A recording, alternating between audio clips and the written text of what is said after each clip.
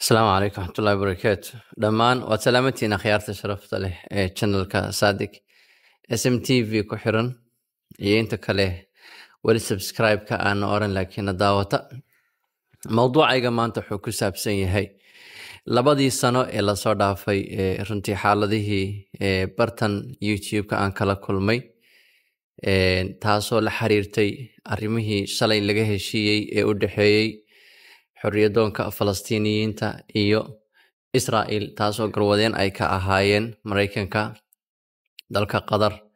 Masar iyo dalka Turkiga oo gadaal kaga soo biiray. Arrinkaasoo soo socday muddo runtii badan taasoo Israa'iil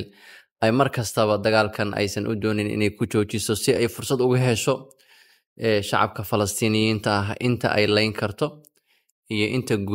guryo ay dudumin karto. haddaba dagaalkan shalay laga heshiiyey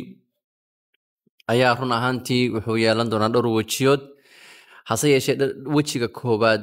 ee ugu muhiimsan ayaa wuxuu yahay dhammaan maxaabiista Israa'iiliyiinta ah ee xorriyadoonku ay haystaan iyo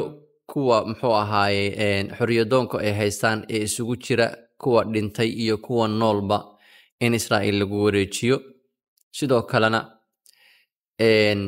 Israa'iil ay banayso goobihii loo xadiday ee gudaha marinka Gaza ka mid ka ahaa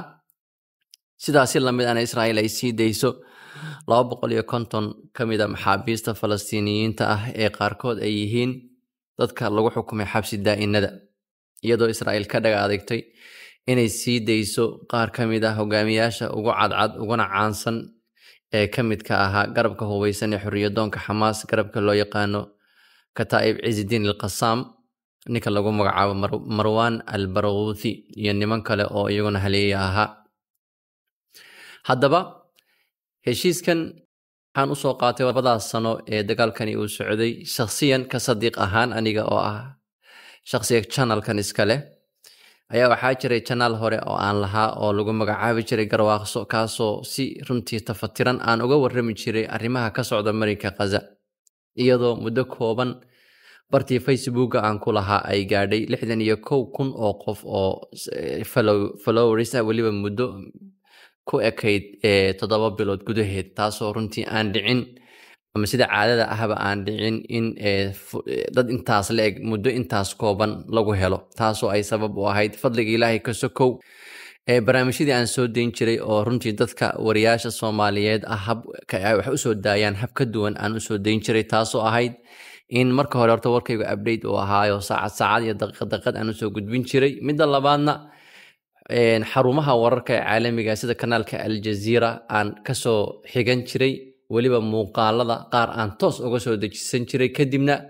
aan siday tahay aan u turjumi jiray taasoo runtii kanaalada Soomaalidu aysan inta badan sameeynin taasoo ay ii hirgelisay luqadda Carabiga oo aad aan isugu fiicnayn waxay ahaataba walaalayaal waxa dhacday arrimaha markii aan ka warramayay inay igu soo baxday arrin aan ku xisaabtamaynin oo ahaa in channelkii cadow uu yeeshay cadowgaasina uusan ahayn Soomaali balse ay ahaayeen caalami maadaama 100,000 oo qof ay runtii daawan jirtay si joogto ah maalinle ah saacadle ah channelka gaar ahaan ka Facebook kadibna indhihii caalamka gaar ahaan cidii aan raaliga ka ahayn arrimahaas aan ka warramayo inay si gaar ah soo eegan taasna gabagabadii ay keento in channelkii hacking lagu sameeyay lala wareegay si marka la ii suurad xumeeyana gabdha qaqaawan la soo dhigay muddo 21 bari kadib ahna hawada laga saaray taasoo ii muujinaysay marag ma doontana aan ahayn in dadkii channelka ee runtii hacking ku sameeyay inaysan ahayn dad rabay inay ku macaashaan balse ay ahaayeen hackers ideology ah oo ka xuma diidana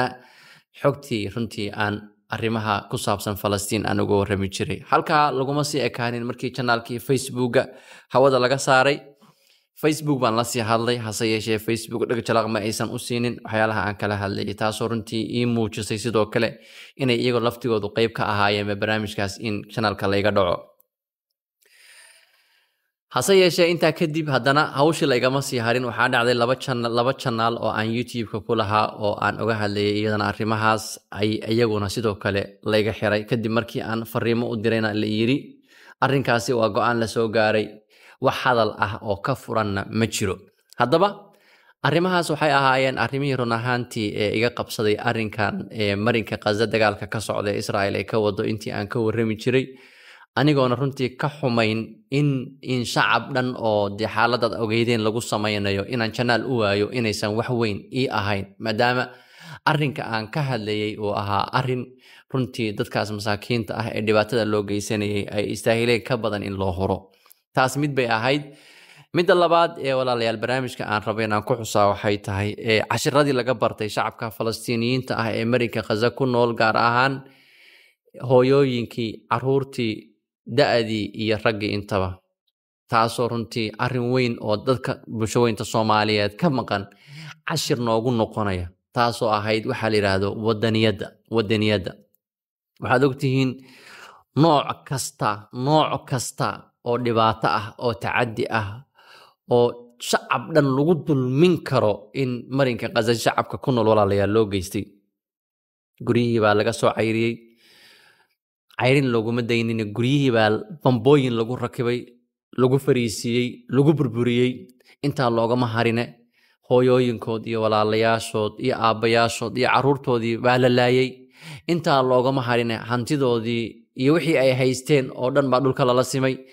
intaa loogama harine meel kasta oo ay aadaanba waa la duqaynayay iyadoo intaa weliba ay sii dhayreed in si bareer ah loo yiri dagaalkan waxaan u wadnaa shacabka halkaa ku nool in looga qaxiyo marinka Gaza oo xataa goobihii la yiri waa la geynayaa inay ka mid ahayd Soomaaliya gaar ahaan waqooyiga Soomaaliya ee hadda lagu magacaabo ama isu bixiyay Somaliland taasi mid bay ahayd taas marka walaalayaal waxayna tusaysay waxa wadaniyada la yiraahdo xataa qaarkood waxaa la sheegaa warbixinada halkaas aan ka helinay inay sheegayaan in lacag la yiri waa la idin siinayaa si dalka la idinka kaxeeyo taasi marka waxay tusaale u ahayd shacabka Soomaaliyeed qof dhibka intaas la eg loo geystay oo xataa ay dhacday mararka qaarkood in shacab dhan waxa la yiraahdo as-sijil al-madani waa dadka ku xusan ama ku qoran ama ku diiwaan gashan dawladda hoose ee dal kasta uu leeyahay in bulshooyin dhan qoysas dhan oo ab lahaa in laga saaray oo waa maxay la isdhameeyay oo dagaalka ku dhintay iyadoo haddana saas ay ahayd dadkaasi ma aysan ka tanaasulin dalkooda inay ka tagaan ma aysan ka tanaasulin dalkooda inay ka cararaan ma aysan ka tanaasulin diintooda inay ka tagaan ma aysan ka tanaasulin qadiyadii ay xambaarsanaayeen in ay halkaas ku burburiyaan balse way ku mintideen way ku adkaysteen gabagabadiina wataas aad u jeedeen maalinkii shalay ahaa in kumanaan kun oo qof jidka la yiraahdo shaaric ar-rashiid ay saa u qulqulayeen iyagoo qaarkood takbiirta qaadayay ilaahayna ugu mahadnaqayay in aysan Israel oo guuleysanin shacabkaas inay dalkoodii ka baxaan ama iraadadoodii inay muxuu ahaayay dhaawacaan oo jebiyaan taana walaalayaal waxay ahayd cashir midda saddexaad ee arrimaha runtii muhiimka ah ay tahay in aan ka muujinaa iyaduna waxay tahay markii baraha bulshada la soo galayo dhalinta Soomaaliyeed qaarkood waxay u haystaan inay fududahay xaqiiqatan mar way fududahay marna way adag tahay way culus tahay mar way fududahay baraha bulshada inaad si fudud ugu soo buurtido markii macna darro aad rabtid inaad soo bandhigtid wax ilaahay looga fogaanayo markii aad rabtid inaad soo bandhigtid markii aad rabtid ummad inaad ku xagxagatid markii wax macna darro aad rabtid bulshada inaad u soo bandhigtid way fududahay in la buunbuuniyo muuqaalkaagu bal Facebook iyo YouTube inay qayb ka noqdaan dadka in la gaarsiiyo laakiin markii waxa qiyam ama value salka ku haya markii aad ka warrantid way adag tahay muuqaaladaadu dadka inay gaaraan waayo waxaan logaritmka ay dhahaan wuu akhriyaa muuqaalada kadibna asaga dadka u qaybiya waxyaalaha ay ku xiraan YouTube iyo waxaan baraha bulshada oo dhan ma aha walaalayaal waxa si fudud aan runtii dadka qaar ay ku fahmi karaan waayo wax kastoo qiyam akhlaaqiyad diin waxa dadka lagu dhisay ku salaysan qayb kama noqdaan inay dadka badan gaaraan saadaradeed markastoo qofkan baraha bulshada ku soo biiraya oo waxa bulshadu ay u baahan tahay raba inuu u soo bandhigo caqabadaha aad loogu badiyaa copyright-ka lagu badiyaa inay ku dhacaan waxaa loo sahlaa copyright strike inay ku dhacaan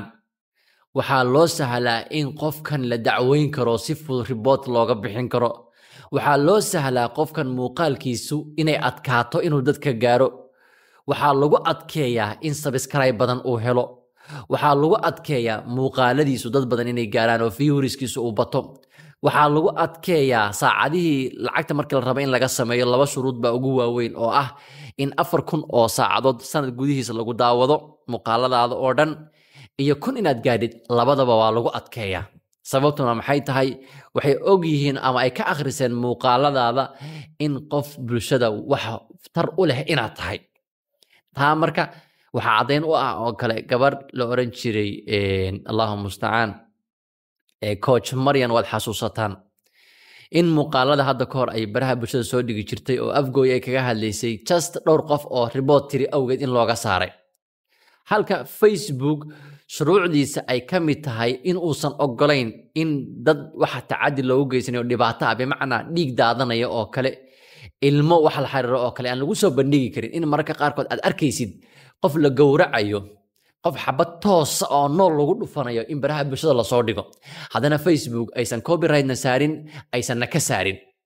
adigana laga yaabo wax yar oo basiid ah oo dhiig iyo ummad la leynaya iyo wax la mid ah aana kamid ahayn in lagu qabsado kanaalkaagii ee hawada looga saaro taa marka waxay ku tusaysaa sida baraha bulshadu ay ugu salaysan tahay ideolojiyad runtii ka soo horjeeda waxa qiyamka ah ee bulshooyinka islaamka lagu dhiso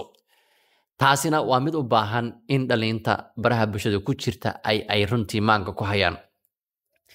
midda afraad ee walaalayaal aan barnaamijkan muuqaalkan u duubay ayaa isaguna wuxuu yahay intaan baraha bulshada ku jiray aan ka bartay ayaa wuxuu yahay in bulshada Soomaaliyeed ee baraha bulshada ku jirta inta wanaagsani in aysan istaageerin markii qof wanaagsan oo wax wanaagsan baraha bulshada soo dhiga ama raba inuu soo dhigo ama lagu yaqaano markii uu rabo baraha bulshada inuu ku soo biiro caqabado run ahaantii aad u badan ayaa ka hor yimaada oo midda ugu horeysa ay tahay in uu waayo ciddii wanaagsanayd ee isaga garab siin lahayd ciddii wanaagsanayd ee dhiiri gelin lahayd ciddii wanaagsanayd ee caawin kari lahayd inuu waayo taa beddelkeeda inta laga yaabo bulshada wax wanaagsan inaysan u soo kordhininna ama macna darrada ama halagaa sheegada ama xagxagashada ama waxyaalaha liita baraha bulshada ku soo dhigana in inta xumi inay taageerto ay u kala tartamaan tana ay runtii sawir xun ee shacabkeena Soomaaliyeed ay ka muujinayso waayo markii qofkani talent uu leeyahay talentigiisuna dhinac wanaagsan oo positive uu yahay uu ka mudan yahay kuwa macna darrada iyo waxaan yiraahdo dramaha ama waxaan yiraahdo fadhiga iyo la qosolka soo dhiga ama soo baahiya uu ka mudan yahay waayo qofkani bulshuu rabaa inuu wax ka bedelo oo waliba si positive inuu uga bedelo isaga ka mudan in la dhiirigeliyo isaga ka mudan in la garab istaago isaga ka mudan in la taageero hadana ma helo taana marka waxay muujinaysaa dhaqamada dadka caalamka jooga walaalayaal dhaqan ka liita inaan leenahay waayo caalamka markii la eego qofka markii dadku ay arkaan inuu talent leeyahay walowba talentigaasi ha xumaadee dadku way taageeraan way dhiirigeliyaan xataa kan aan meel sare ku geynayn kaalama u bakhaylayo inuu subscribe ku siiyo inuu ku dhiirigeliyo oo intuu fariin ku soo qoro ku dhaho wax wanaagsan baad samaysay si wad kaalama bakhaylayo niyada inuu ku sii dhiso laakiin inagu markii aan aragno qof wax sax ka hadlaya mucaaradnimadan ku badinaa wax ka sheegiisaan badinaa dadka inaan ku dirnaan bilownaa marka waa dhaqan liita laakiin caalamku waxaas ma laha taana waa point runtii intii baraha bulshada aan ku jiray aan ka ogaaday midda u dambaysa waxay tahay ee baraha bulshada aan ka bartay ayaa iyadana waxay tahay walaalayaal una baahan qof kastoo baraha bulshada raba inuu ku soo biiro ama ku jira inuu fahmaa waxay tahay in marka baraha bulshada aad ku soo biiraysid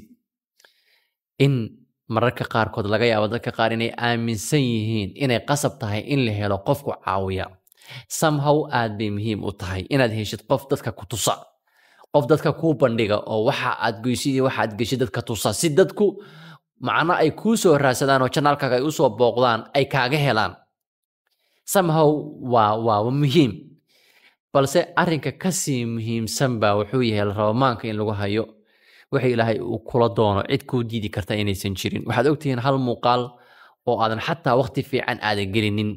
in laga yaabo kumanaan kun oo qof inay daawato